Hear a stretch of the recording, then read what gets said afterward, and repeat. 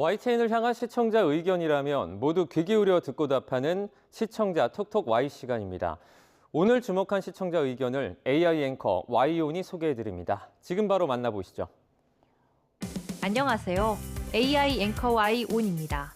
오늘의 첫 번째 주제는 아침 돌봄에 대한 시청자 의견을 들어봤습니다. 자세한 내용 지금 바로 보시죠.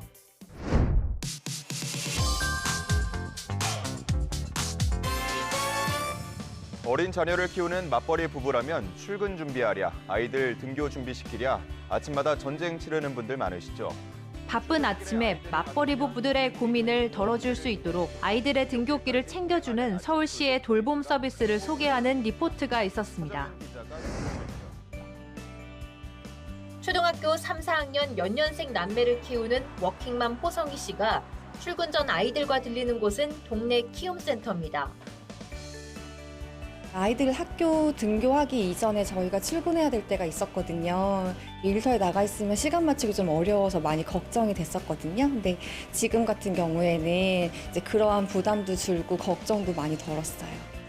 아이들은 간단한 간식을 먹기도 하고 책을 읽거나 친구들과 놀이를 하며 등교 준비를 마칩니다.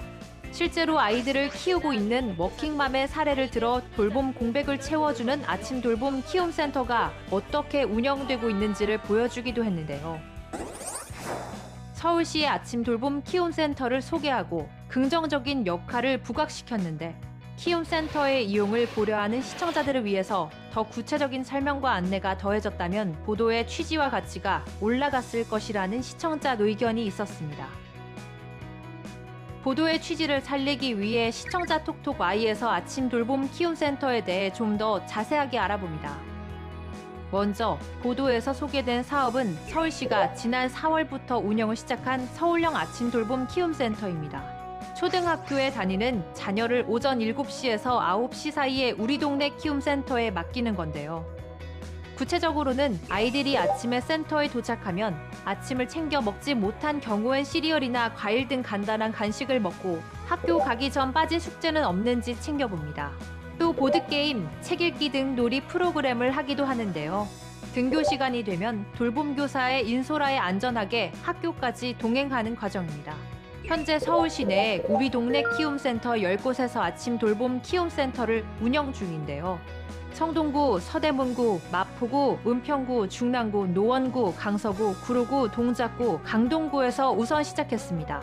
이용 신청은 해당 센터로 전화로 문의 후 신청할 수 있고 자세한 내용은 서울시 우리 동네 키움 포털 홈페이지에서 확인할 수 있습니다. 서울시는 센터를 올해 연말까지 운영 후에 아침 틈새 돌봄 수요에 따라 운영을 확대할 방침이라고 전했습니다. 다음으로 시청자 톡톡 Y 두 번째 주제는 지진 연구에 대한 시청자 의견을 들어봤습니다. 어떤 내용을 담고 있는지 이어서 확인해 보시죠.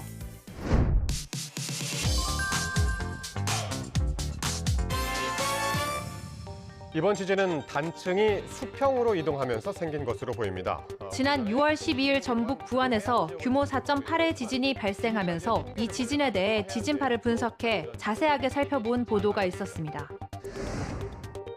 지진파를 분석해보니 이번 지진은 단층이 단층면을 따라 수평으로 이동하는 주향 이동 단층으로 보입니다. 수직으로 이동하는 역단층이나 정단층과는 진행 방향이 다릅니다. 이번에 지진이 난 부안 지역 진앙을 중심으로 반경 50km에서 일어난 역대 지진을 살펴보니 2015년 12월 22일 규모 3.9의 지진을 비롯해 3.0 이상인 지진이 9차례 더 있었습니다. 상세한 분석을 통해 보다 전문적으로 이번 지진에 대해 파악해보고 역대 지진을 살펴보며 우리나라도 이미 지진 안전지대가 아님을 확인할 수 있었는데요. 이번 부안 지진은 단층이 수평으로 이동하면서 생긴 것으로 분석한 보도였는데 현재 우리 정부의 지진 대책은 어떤지, 지진에 대비해 어떤 연구가 이루어지고 있는 것인지가 궁금하다는 시청자 의견이 있었습니다. 시청자 톡톡 Y에서 현재 우리나라에서 지진에 대비해 어떤 연구가 진행되고 있는지 살펴봤습니다. 이번 부안 지진은 단층면을 따라 수평으로 이동하며 발생한 것으로 추정되는데 지진을 일으킨 단층을 정확히 모른다는 점에서 불안이 큰 상황입니다. 지진 연구의 기반인 한반도 단층 조사는 이제 걸음마를 뗀 상황인데요. 향후 발생할 강진 대응과 피해 최소화를 위해서라도 관련 연구와 투자가 필요하다는 목소리가 나오고 있습니다.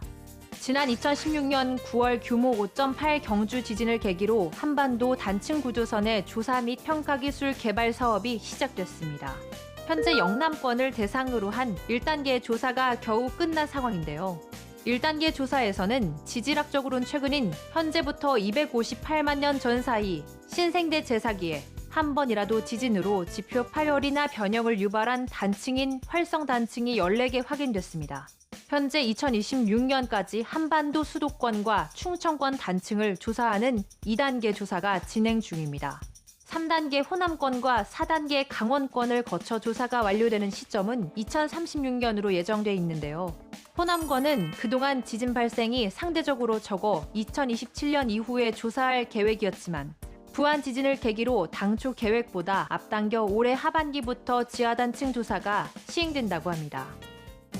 마지막으로 오늘 시청자 톡톡와의 세 번째 주제는 온열 질환 예방법에 대한 시청자 의견을 들어봤습니다.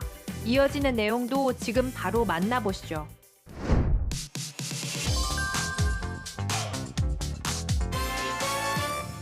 한낮 기온이 30도를 훌쩍 넘는 때이른 무더위가 기승을 부리고 있습니다. 이르게 찾아온 무더위를 피부로 느끼고 있는 요즘 일부 지역에서는 폭염특보가 이어지며 이런 시기 온열 질환에 유의해야 함을 전한 리포트가 있었습니다. 쇠햇볕이 내리쬐는 비닐하우스 안에서 애호박을 포장하는 작업이 한창입니다. 시원한 물을 연신 들이켜보지만 더위는 쉽게 가시지 않습니다. 연일 찜통더위에 30분 이상 일하기가 벅찬 지경입니다. 몸을 조금만 움직여도 구슬땀이 흐르지만 수확을 앞두고 있어 일을 미룰 수도 없습니다. 무더위에 직접적인 영향을 받는 농민들의 상황을 전하고 지난해 대비 온열 질환자가 늘어나는 상황과 함께 시청자의 건강 관리를 당부했는데요.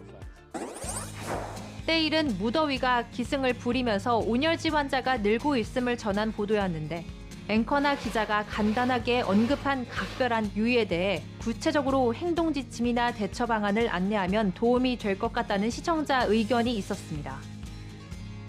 자세한 내용을 보충하기 위해 시청자 톡톡Y에서 온열 질환 예방법에 대해 알아봅니다. 폭염 일수와 온열 질환자 수는 지속해서 증가하는 추세입니다. 온열 질환자 수는 2020년 1078명에서 해마다 늘어 지난해 2818명에 달했는데요. 불과 3년 새 2.6배가 증가한 것입니다. 기본적으로 온열 질환을 예방하기 위해서는 샤워를 자주 하고 헐렁하고 밝은 색의 가벼운 옷을 입으면 좋습니다. 또한 갈증을 느끼지 않아도 규칙적으로 물을 자주 마시고 가장 더운 시간대에는 활동을 자제하는 것이 좋습니다. 고령층은 땀샘 감소로 땀 배출이 주로 온열 질환에 특히 취약한데요.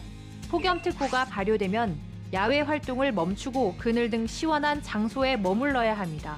야외 작업을 하는 경우 건강 상태를 감시하기 위해 2명씩 짝지어 작업하고 환기를 하거나 물을 뿌려 축사나 비닐하우스 등의 온도를 낮춰줘야 합니다.